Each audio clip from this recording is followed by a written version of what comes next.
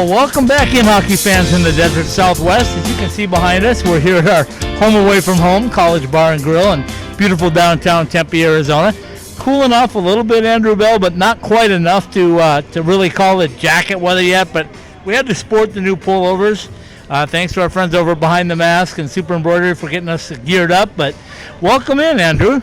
Yeah, thank you for having me. And like I said, the pullovers are great, super comfortable, and surprised me today saying that, I had one for me, and they're great. But I'm doing pretty well. It's a big time of year for hockey. We're kind of into the swing of things now after the first few weeks of the season. We're kind of past October into November and in full gear. So it's an exciting time for hockey in the Desert Southwest, not only at the NC2A level with ASU this past weekend, but at the ACHA level as well, which is what we're going to get to this evening.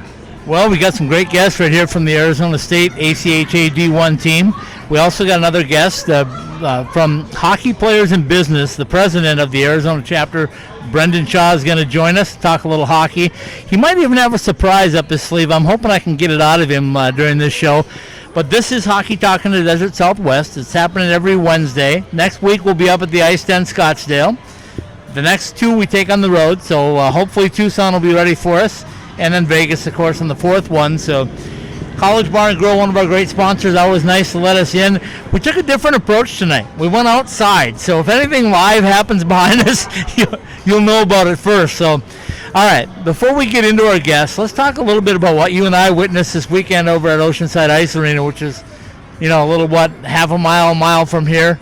Arizona State's NCAA hockey team took on number 9 Quinnipiac, and they swept them. Your thoughts first and foremost? I thought, obviously the sweep was impressive, and I thought Friday was a good game between both sides. I thought the biggest story of Friday was the penalty kill. But they'd kill off a 6-on-3 and a 5-minute major, which I thought was pretty big, obviously, for ASU. But then going into Saturday, I thought Saturday was the more impressive performance, and that was because they completely kind of stymied Quinnipiac on Saturday. I mean, I think that was the biggest test that Quinnipiac had all season. They just looked really out of it. Wasn't sure if it was them being flat or more of just ASU ready to go. But they looked really good on Saturday. I think that's maybe one of the best performances, if not the best performance, maybe in the history of ASU hockey so far to this point. Because like I said, it was a really good performance. I mean, going into the third period, they only had 13 shots. Quinnipiac did. And so it was a really good performance all around. You can't say enough about the freshmen on the team. Guys like Jacob Semick, Jack Judson looked really good on the blue line. And then Logan Genuine looked like the goal scorer that everybody knew and thought he was. He looked really good over the weekend. He's starting to gel. Credited someone who we've had on the show here, Leanne Blinn, on Friday, said she's been kicking his butt in the weight room, and it's helped a lot on the ice. So it was good to, for ASU fans, it's good to see him get going. And then, like I said, just the freshmen stepping up a lot in that class. Continues to be really talented and continues to impress. And hardly ever where you don't see a weekend where Brinson Pashnik doesn't have a goal. It's because some of those freshmen kind of picked up the slack. And then I can't say enough about Josh Maniscalco, too. He's looked really good on the back end. He continues to impress every weekend. And then Evan DeBrouwer didn't get tested too much on Saturday, but he looked pretty steady on Friday, made some big saves, and all around just a really good team performance of both games. All right. Well, I'll tell you what I saw real briefly, right? I saw a furious Quinnipiac rush the last 5 minutes of that game on Friday night. Pulled their goaltender a couple different times, got the advantage of a penalty, and the goalie pulled a couple of times. They gave everything that they had. I think I told people in the press box, maybe even you, I expected Quinnipiac to come out just like that on Saturday night. And I don't know if they came out flat or if ASU just matched them and matched their intensity, but they were not what I thought they were going to be Saturday night. And conversely, ASU took advantage of that, to their credit. They turned things around on them, and you know what? They came out with a sweep, which was extremely important, not only knocking off number 9, but also moving up the ladder themselves. We talk about the polls. You know my feelings on the polls. I don't like it. They got 28 votes, which I think is ridiculous when you knock off the number 9 team in the country and you're 5-3. But more importantly, in the pairwise, they're up to number 14. Your thoughts? I think Coach Power said it earlier this week, but they don't. I mean, I'll keep it PG here, but they don't care at all about the USCHO rankings, and because at the end of the day they know that's not what matters. Sure, it can look good, you can highlight it, in articles or whatever, number 9 team in the country, whatever it is, but that's not what they're worried about. They are worried about those pairwise ranking, and that's because the NC2A tournament started today, and obviously it's early, but they would be in, and that's really all that matters to them. And Coach Powers said they don't care, they don't look at it, they don't address it, they never really give the guys a pat on the shoulder, because they could be number 1 in the nation, number 20 in that poll. They don't really care. They want to play their brand of hockey and be as high as they can in the pairwise to get the best seed, the highest seed, and then just continue to keep on climbing up those rankings. That's what matters to them. And like I said, I don't think the USCHO polls, you shouldn't look into it too much. You can use it as fuel to the fire if you want, but other than that, I don't really think there's much to look into with it. All right, well, this weekend, right now, as a matter of fact, they're on their way to Fairbanks, Alaska, where they'll play at Alaska for a couple of games. Late night starts, 9 o'clock here in Mountain Standard Time. I know my good co-host for College Hockey Southwest Weekly, Paul Hornstein out in New York, is looking forward to an 11 o'clock face-off. So Paul will be up night watching the Sun Devils. But, okay, enough of the Sun Devil NCAA team. Let's get ready for ACHA hockey. As we've known for a little while, Tate Green was going to take over this program and do good things with it here at ASU. He's turned it around. He's got them nationally ranked right now. They just came off a split against arch rival U of A at U of A. We got a couple of their players going to sit in with us, so I'll let you sit in with a couple of them and kind of hash them over and see what you can get out of them as far as the secrets to ASU ACHA D1 hockey. Yeah, definitely, and like I said, there's not only an NC2A team here on campus, but with even the NC2A program, all of the kind of the grassroots, the beginnings of ASU hockey, it all begins at the club level, and I think this ACHA team, not only at the D1 level but D2 level as well, there's good hockey all the way around, kind of around ASU. Not only, even if you're not an NC2A player, there's good hockey all the way around. So yeah, I'm looking forward to talking to these guys and kind of just seeing what they've gone through this season to get to where they're at right now. Okay, I'm not sure who we're bringing up first. I know we've got Brayden Shaw with us. Not Brendan Shaw, he's coming up later, but Brayden Shaw. Very unique how we ended up with 2 Shaws on one show. But let's get right to the meat and potatoes of this thing. Let's start talking some hockey, ACHA D1 hockey. We'll be right back on Hockey Talk in the Desert Southwest.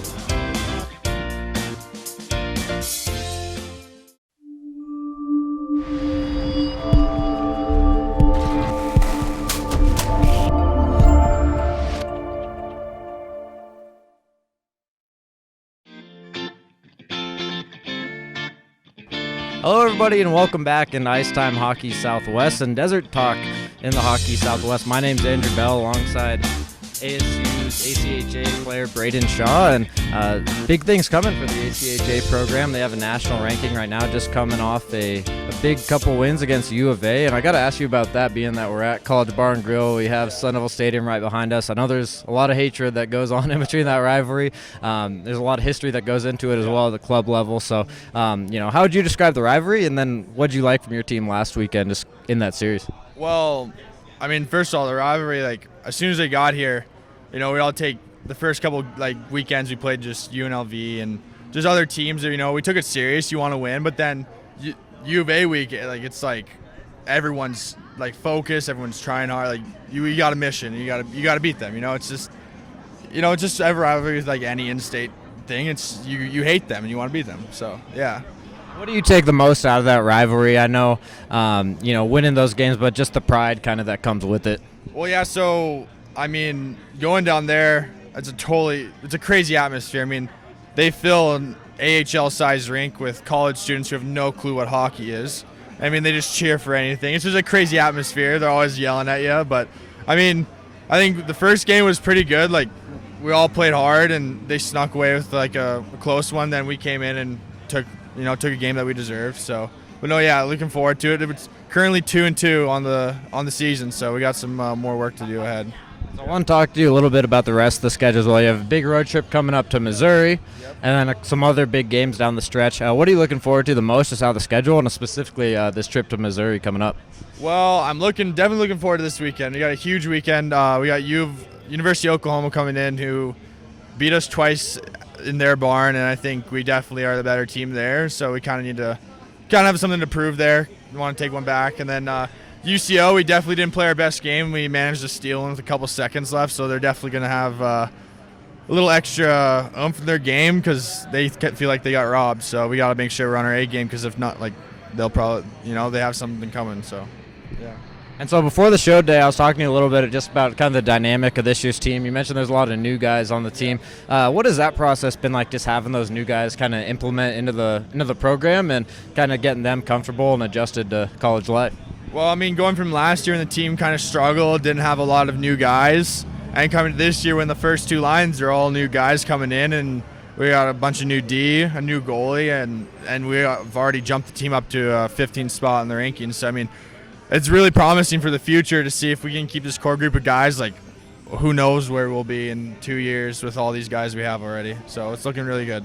Did you expect it? I mean, I know it's tough when guys are coming in, first year in the ACHA. It's kind of a little bit of an adjustment. But did you expect them to come in this quickly and kind of have that big of a impact right away with some of the skill that they have? I mean, yeah, like, there's a lot of the guys, especially the top new guys, we all came from junior AA or high-end junior B, so we all played like high-end hockey. So we all know kind of like, we're all smart players, but not like we know how to play and win, be successful where we are. So, yeah. So we talk about the young guys too, but there's a couple of veteran guys on the team as well. Who are some of the guys kind of in the room that guys look around to, maybe look up to as some leaders, and just kind of that aspect of the team? Well, I mean, obviously you got to start with our captain, Zach Walchuk. I mean, great guy, great leader, always good to young guys. He's also a great defenseman out there for us. Our club president, Austin Palumbo, also a great guy around the locker room.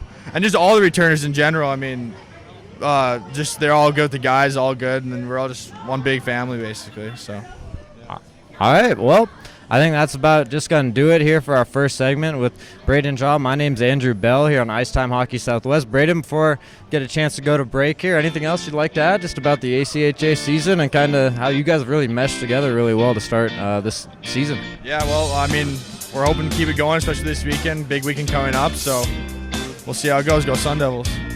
Definitely, and just like that, we're going to take a break. We'll be right back with more here on Ice Time Hockey Southwest.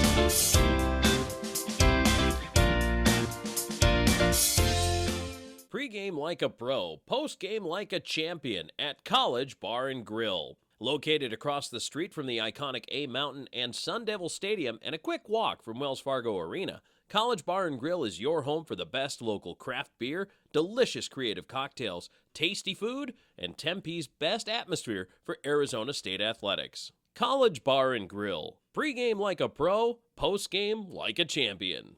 Online at ilovecollege.co.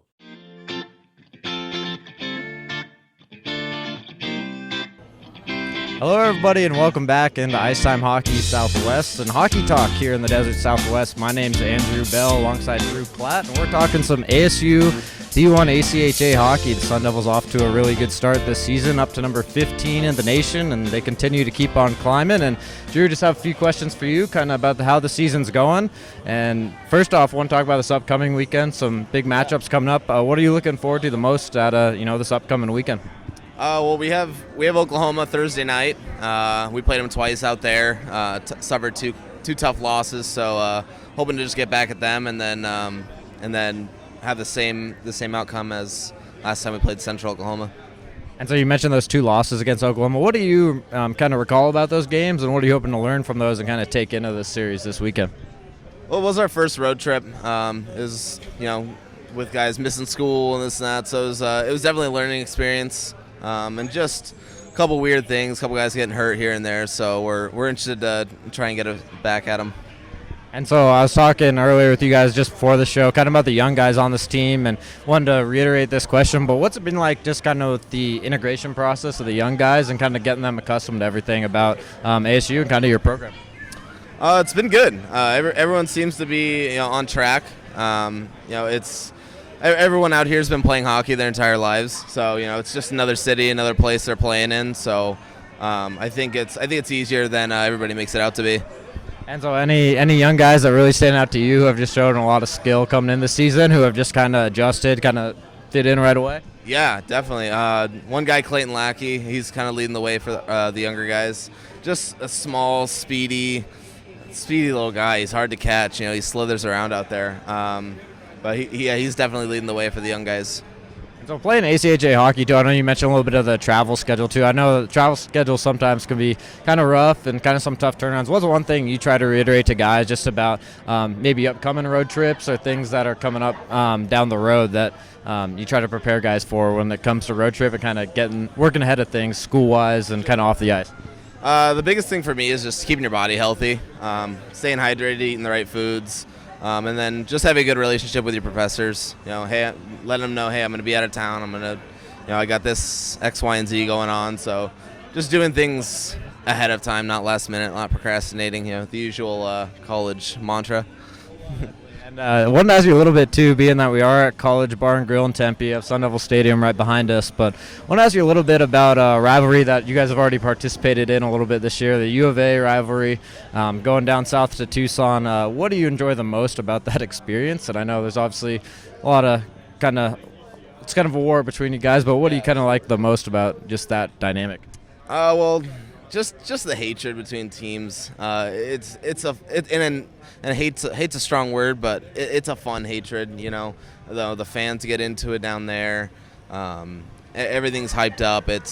They really are like playoff games, and considering we play for a trophy throughout the whole year, it's we definitely circle those dates on the calendar, and that's just the most fun. Just the anticipation for it. Once you get out there, it's hockey like always. Going down to the convention center too, I haven't been there firsthand yet, but I've heard it's pretty raucous atmosphere. How would you describe just students, that whole dynamic of going down there kind of in a hostile territory, and it's just you guys kind of as one group? Honestly, personally, I think it's fun.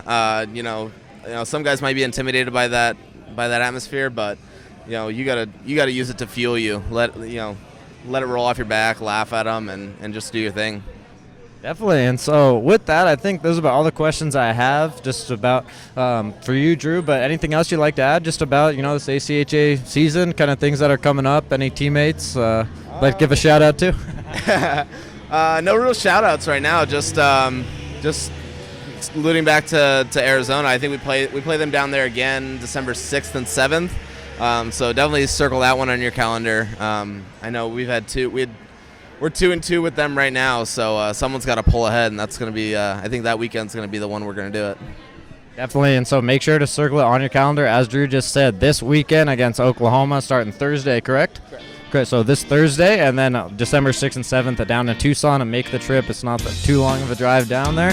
And with that, we're going to take another break here on Ice Time Hockey Southwest. My name's Andrew Bell, and we'll be right back here with some more action here on Ice Time Hockey Southwest and Hockey Talk in the Desert Southwest. Behind the Mask Hockey Shop, celebrating 25 years of exceptional service to the Arizona hockey community, offering the top brands and an educated staff of hockey players to help you choose the right gear for you. Visit any one of our 3 Valley locations or check us out online at behindthemask.com. All right, welcome in, hockey fans in the Desert Southwest. Welcome back in, right? We're here at College Bar and Grill, Hockey Talk in the Desert Southwest, live on the campus of Arizona State University. Brendan Shaw is with me. Brendan, you've been all around this state of Arizona. You know all about this area. Let me ask you this to start off with. If I would have said 10 years ago, Brendan Shaw, there's going to be an NCAA team right behind us, and there's going to be a new arena coming up, what would you have told me? I hope so. Right? I hope so. It's what we've been working towards in terms of the state and the Southwest, all the states, the evolution, the development of hockey, whether it's California, Arizona, Colorado.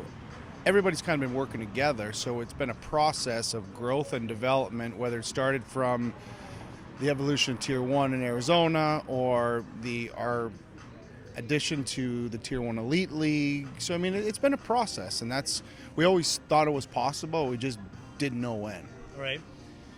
You've been all around, like I said, but one of the things that you're involved in now, which I think is really cool, and I think a lot of people should get involved in it, hockeyplayersinbusiness.org, right? HPIB.org? Yep. Okay. Tell us what hockeyplayersinbusiness.org is all about.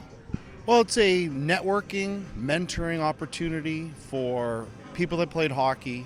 You don't have to be elite. You don't have to be ultra successful. So it's a process where a lot of people, when they want to grow their brand, develop their marketing strategy, increase their sales, it gives people a synergy when they want to talk to people, so they're not just out there. You know, a lot of people are in business and they're doing these networking groups, and that doesn't always fit. This gives them a way to have something that creates commonality with others, talk about their sports, their experience, their background. It's very comforting for a lot of people. And since we've launched it here in Arizona in May, everybody says, wow, this is awesome. I want to be a part of it. So it's been really exciting. You know, I had you with me in September when we did our Sunday special leading up to our start of our 5th year, and we talked about it then. Yeah. You told me you were going to do something special with Arizona State. You did it last weekend. Yeah. Tell me about that, because I saw you on the ice, but for those that weren't in the building, Sure. what did you guys do? Well, I originally talked to Greg about interfacing with his alumni network, because that's really what we do. And the fun part for me is 6 or 7 of those guys actually used to play for me, whether it was the club guys, whether it was the D1 guys. So it was fun for me to connect, but it also gives them a comfort level, because ultimately it's not just, 50, 60-year-old adults who want to network. Sometimes it's the 22-year-old, 23-year-old who just graduated college and they don't know what to do, and they're trying to find their way. And as I told a lot of my former players, I'm going to give you the opportunities and things that I didn't know when I was coming out of college. Sometimes you got to blaze your own trail, but if somebody told me where to go when I was coming, I would have got there a lot faster. And so that's really what I want to accomplish. And within my network and my world of kids, that's the same way I coached. I was always trying to accelerate the learning curve, and that's really what we're trying to accomplish. So we spent time with the entire Alumni Association. We did a pre-event, we did a post-event. It was great to interact where some of the players I knew, some of the players I got to meet, and now it's the follow-through of, okay, what's the next step? And really look at focusing and trying to maybe build an incubator of what are people working on and what do they want to work on, because that's the way of the world right now. We really think we can help. Well, you're being modest too, because you guys also brought a check to the Sun Devil Club for $1,000, I think, right? Sure. Which was nice. And you saw a win against number 9 Quinnipiac, which was the second game of a sweep. Your thoughts on NCAA hockey and what they're doing this year? They did really well. It was exciting to be a part of. It was fun because I saw some different people I haven't seen in a while, whether it was the assistant coach at the Quinnipiac or the assistant GM of the Sharks was here, talking to people, and then talking to some players that are actually going to Quinnipiac, some players that I used to coach that are coming to ASU. So it's a nice melting pot of people that I haven't seen in a while, or people that I haven't talked to, and everybody wants to be a part of it, and that's the exciting part of what went on in that weekend. Okay, so Hockey Players in Business is something they can go to the website, hpib.org, right? Get involved. I encourage everybody to do that. It's a great organization that's up and coming and growing quickly. Yeah. We're actually the number 4 chapter in the country already. We're the 4th largest chapter. So with the growth and development, what has happened is when they came to me and said, we want you to be the chapter president, I said, okay, great. And then we grew so fast, they said, well, we want you to be on the national executive board, because whatever you're doing, we want to learn more, because some of these chapters are in legacy markets where everybody kind of knows each other, where when you're in an area like this, there's a lot of transplants. People are trying to grow and develop and get out of their niche.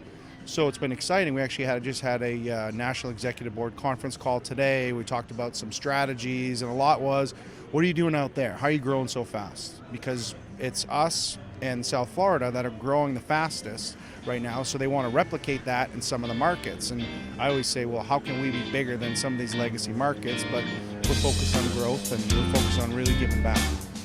All right, let's take a quick break. Let's come back and talk about your other passion, which is back on the ice coaching with the Junior Coyotes. And let's talk a little bit about what that's like for you as well.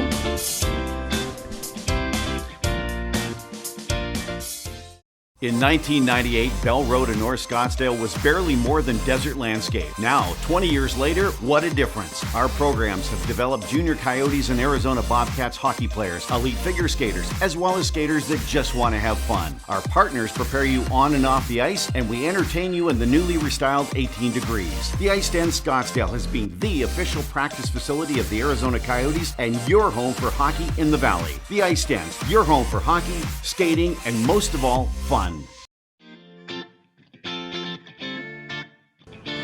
All right, welcome back in. Brendan Shaw is still with me because he does a lot of different things. He wears a lot of different hats, but a lot of hockey stuff. And you got back to your passion, I think, this year. You were off for a little while, but now you're back coaching Arizona Junior Coyotes hockey, right? What level are you coaching at, first of all? Right now I'm coaching the 06s as the head coach, and I'm the 2010s where I'm the assistant coach.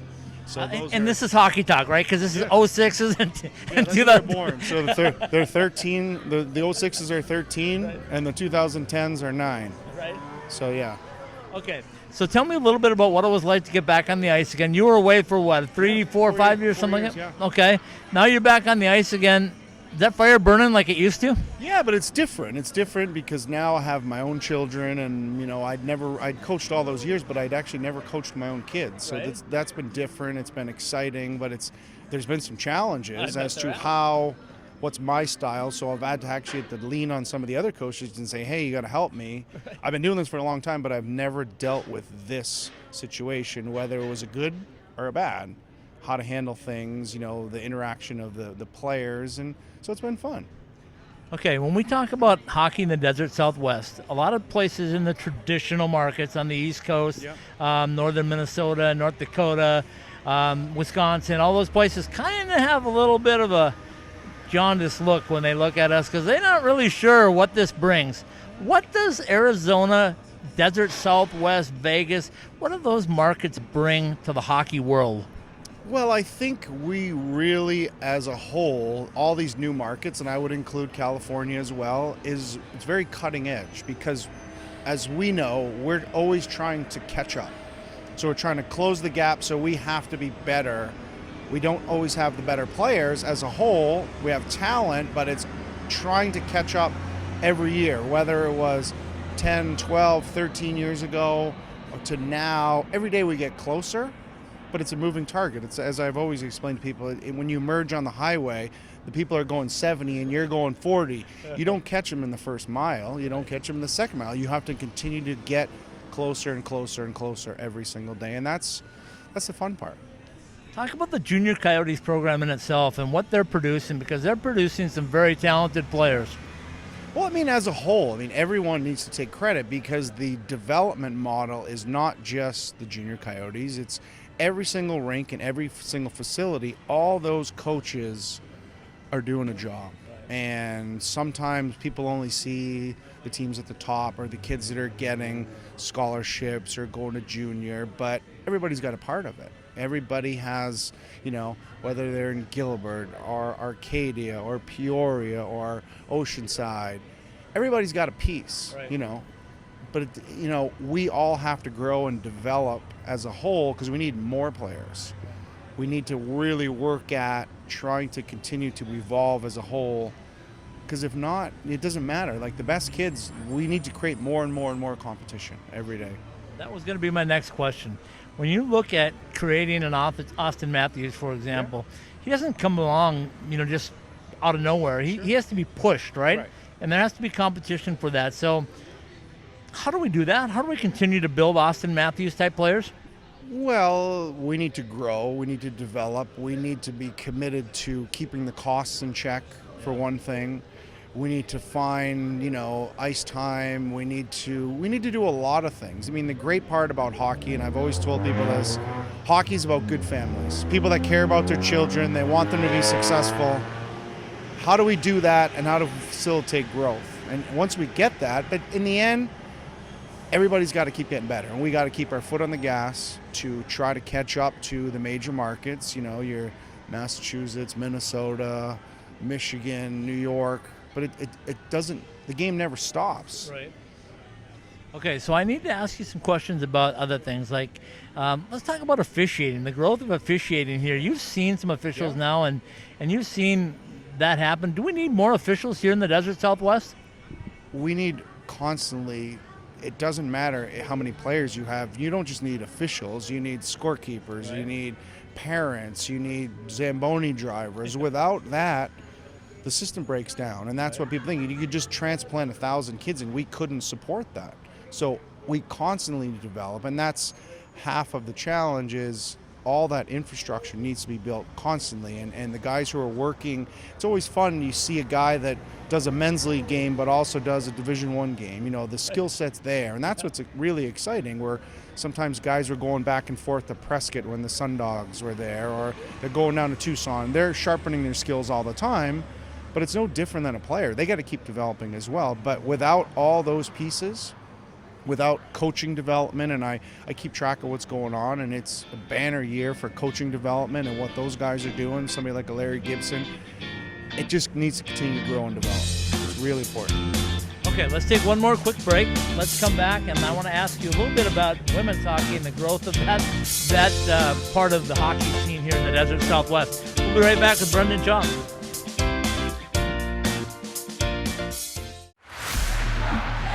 Hey, Michael here from M-Drive. My dad, a world-class scientist, actually made M-Drive for himself to stay active and continue enjoying life. And yes, M-Drive supports healthy testosterone, but it's so much more.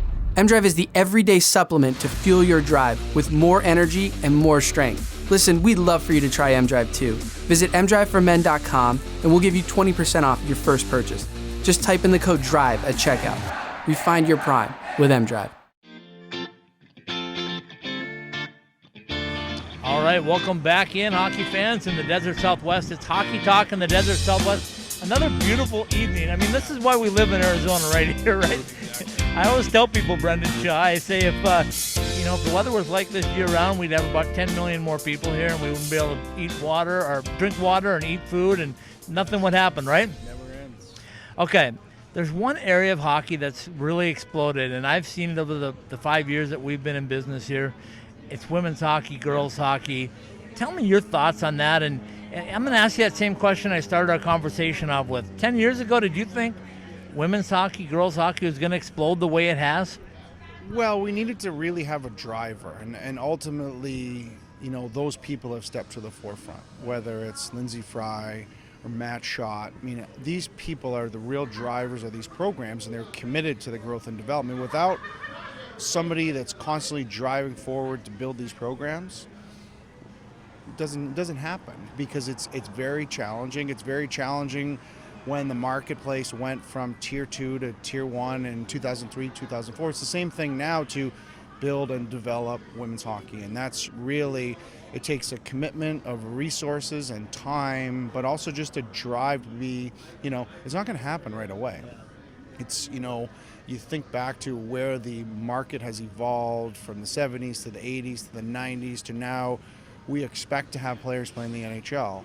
Right. Now, we don't just want to have 5 or 6 or 7 kids from a birth year playing college. We want to start having 10, 12, 15. We want to continue to grow. But it's the same thing with women's hockey, is we got to stay diligent, because there are women who have gone out to be successful, to play Division I in all these different conferences.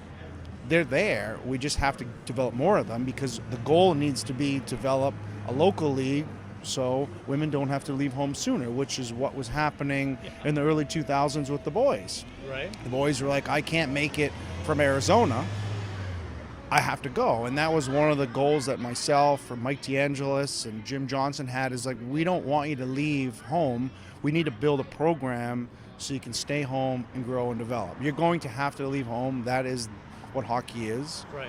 But we want you to stay as long as you possibly can. And that's the one story I always tell parents. They're always worried about next step, next year. And I always say, live in the moment. Your child will be gone.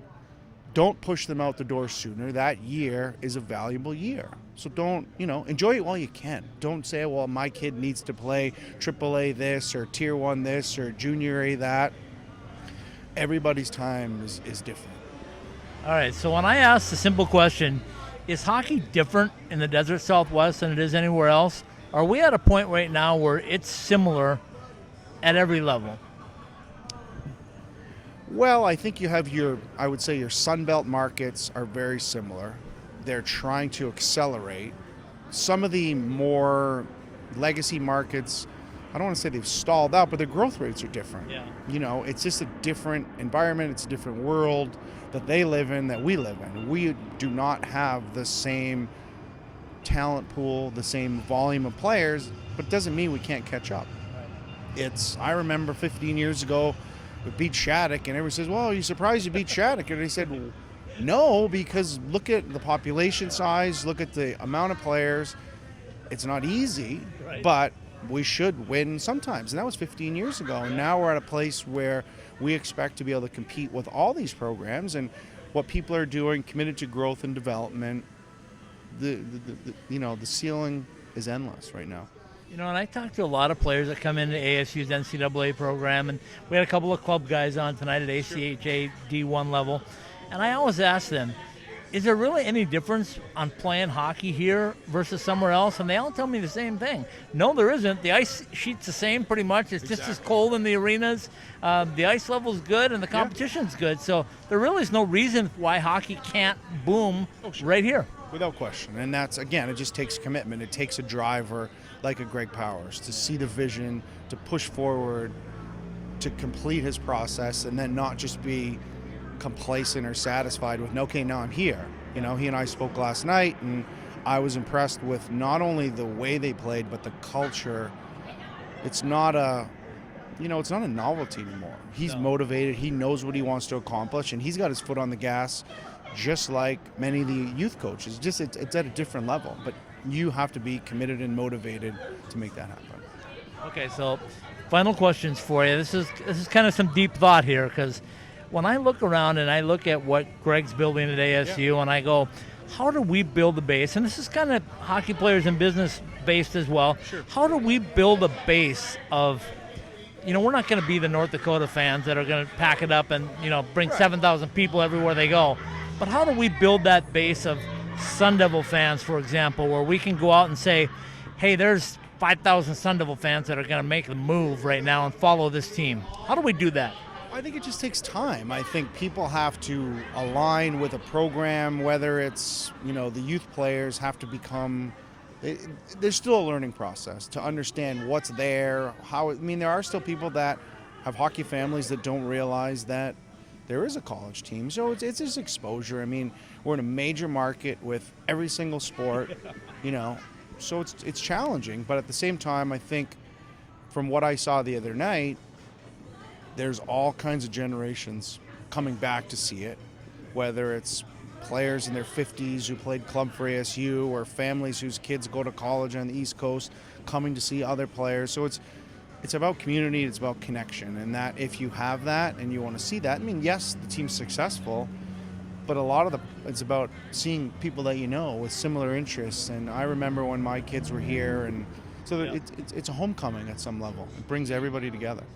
Well said. I think Sun Devil fans for sure can bond together. And, I would say start off with HPIB, okay? Get there first, and then get on board with this Sun Devil thing. And let's see a team. You guys came together for Alumni Weekend this last weekend. Let's get a road trip going, right? Yeah, we've talked about a lot of different things. We've talked about going to Tucson. We've talked about, there's a lot of different ways that we can grow and develop it.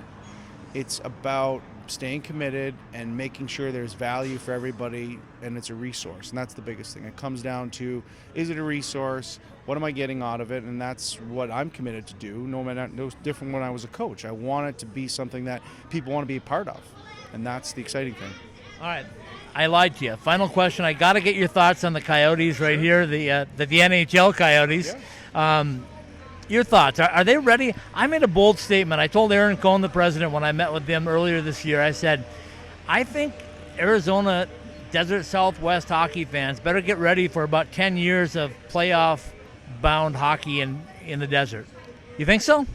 I think so. I think they're ready to take the next step. They've built the base, and, professional sports in the salary cap era, it's very challenging, but not everybody can be good, You can't stay good forever. The Kings are going through a dip. The Blackhawks are going through a dip. It's very hard to stay relevant. The Red Wings have had so the way the structure is, you have a chance. It's just, do your draft picks hit? Can you develop players? Is the culture there? Everything is here and everything's in place. Rick Talk has done a fantastic job. John Chaika, Aaron Cohen, the new ownership group. Everybody wants to see them succeed. It's just, do the players continue to develop? Because it's now you're not just a rookie anymore. Now you're expected to contribute, and can you contribute? But they're playing the right way. It was interesting because I read a story the other day of how the Coyotes are so boring, and it was when they played against Edmonton, and Coyotes beat Edmonton, and the Edmonton media was kind of going off, we were too slow to this, but you have to coach to your players, and that's what they're doing. And it's funny because Dave Tippett now coaches Edmonton, and they said the same thing about Dave Tippett. Yes, so they did. Good coaches coach their players. They don't, kind of say, here's our style, you got to form to that. He's done what he's needed to do to build a successful culture and a successful team.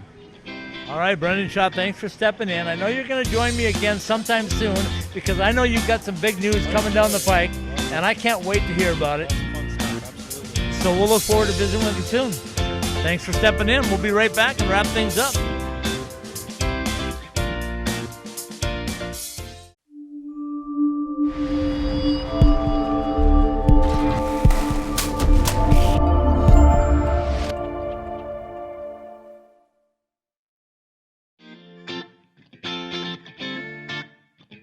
Welcome back in, hockey fans in the Desert Southwest. Hockey Talk in the Desert Southwest, live from College Bar and Grill here in beautiful Tempe, Arizona. Andrew Bell is with me, a recent graduate of this very university that we're on the campus of. Andrew doing some good things around the valley, sports related all the way around, but hockey is your passion, I got a feeling, isn't it? Yeah, hockey is, my passion. Like I said, still doing some stuff for Sports 360 AZ, just doing some local hockey stories. I know you're talking a lot about local hockey, women's hockey as well. Just did a story last week that was a really great story, and it was not my writing, of course. That wasn't the good part, but just the interviews talking. That's never the good part. But yourself way too short. that's never the good part. But just the stories from the interviews that I was able to get, talking with both GCU and ASU, their women's hockey players, and hearing how just not only they're great hockey players on the ice and how much they're developing, but off the ice. And if you didn't get a chance to read the story or see the stories on Sports 360 AZ, if you just look up Sports 360 AZ, GCU, ASU women's hockey, it's about their players on both sides. It's kind of a heated rivalry. I know we had the ACHA guys on earlier, and they're talking about the U of A rivalry that they have. But GCU, ASU is kind of the same thing at the women's level. It's a pretty big rivalry, and it gets bigger every time they play. But the story was pretty much about, and this comes from my old reporting experience covering women's hockey, but I was able to pick up on the fact that a lot of their players are coaching for the Arizona Cachinas, and Coach Rossi at GCU has a big influence in that, and they have so many great coaches over there with the program that they're digging into the college ranks with GCU and ASU, and they're having their players like Jordan Nash Bolden, Casey McGinley, players who have been around kind of the rivalry on both sides are now coaching at the Cachinas, and so on the ice they kind of have this big rivalry, but off the ice they're working together as coaches, which is kind of an interesting dynamic. Cool. So it was pretty cool getting to talk to both sides, hearing from both teams, and just hearing kind of the down-to-earth side of them, just off the ice, and talking about how much they love it and how much they realize that there's a bigger picture other than what's just going on the ice. So that was really cool. But yeah, doing some local hockey stuff like that with women's hockey, covering ASU men's hockey for Ask Sparky, and then doing a little bit of Coyote stuff for Sports 360 AZ. I'll actually be right behind us on Saturday afternoon, though. I'll actually be down here on Saturday afternoon, though. I'll be here for USC, ASU, some football game going on Saturday. So I'll be just doing some social media and stuff like that. No too big stories, but I'll be down here, and so I'm kind of just all over the place. But just fun stuff. And I say hockey's, if not probably one of the most fun things to cover in this area, and just continues to grow. All right, a couple things that I want to touch on that we haven't had a chance to visit on yet. A little bit more somber, but Justin Robbins, the backup goaltender for ASU, suffered a very unfortunate accident on the bench of all places as the backup goaltender. Got his finger stuck in the door at Oceanside, and had surgery Tuesday, which was yesterday. Coach Powers tells me he's going to fully recover, but he not going to play for a while, might not play the rest of this year, and I think they're looking into a medical redshirt, Coach told me, to see if they can get an extra year out of it. But I sit right above that bench, and you're not far from me. Did you know anything was going on when that happened? I actually didn't. I didn't know until about midway through the first period, and the only reason I was aware of that, it's funny too, because usually I feel you're the same way, Scott, but you have a little bit of a routine when you get to the arena. Similar to the players, you go grab your lineups, tweet out your stuff, have a little bit of cycle. Warm-ups comes down, you go on the glass. Usually for warm-ups, I go down to the glass area, and I'm right near the bench just because I want to get a good look at the guys, see who's skating, who looks good in warm-ups, who's coming out of the room, kind of all that stuff. And as I was down there, for whatever reason, Saturday, I decided not to go down there. Yeah. And what I ended up missing was kind of that whole situation. And but from luckily enough, and I mean not lucky enough, obviously you wish the best for Justin and hope that he recovers, very quickly. But Craig Cameron of College Hockey News was actually down there, who I know you know very well as well. But he was down there, kind of saw the whole incident, saw EMT tend to him. After the game, Coach Powers said he's probably going to be out a while. And so it's just unfortunate. I mean, it's a really unfortunate situation. A guy who coaches had raved about, and especially coming into the season as a freshman, played well in China over the summer, and had been playing pretty good hockey. And so it's just a really tough break for him. I think Evan DeBrouwer's the number one guy in net. He's kind of established himself, but Justin Robbins was definitely working his way up. So it creates, another opportunity kind of for Max Prodzik, who will now be the only backup, only 2 available goaltenders, looks like, for some time. But just a really unfortunate situation for a freshman. Like I said, I wish him nothing but the best and a speedy recovery. Coach Powers told me when we did the 5-minute Powers play this week, he looks at it a couple different ways. He said you can feel sorry for Justin, which we all do, and you can give him a pity party, or you can look at it this way. We might get Justin Robbins for another full year with a medical red shirt, and as long as he's going to fully recover, that might not be a bad thing, because the Sun Devils might have themselves a goalie for the next 4 years, and got to look at him, a little preview look at him now. He also told me that he thought Justin was just, in his words, a bounce away from his first start in NCAA hockey. So we'll give the shout out to Justin and hope that he recovers quickly and gets back to action soon. The other thing I do have to say is, you can see the beard growing on me. It's Movember, Men's Health Month. We're doing a special. We always do it every year. We do the mustache stuff, but this year it's a little bit different. Hiroki Wakabayashi, the goaltending coach for Desert Youth Hockey Association, all of their youth goaltenders, runs his own hockey lab. Got some really bad news last week that he's got a very rare skin or blood cancer.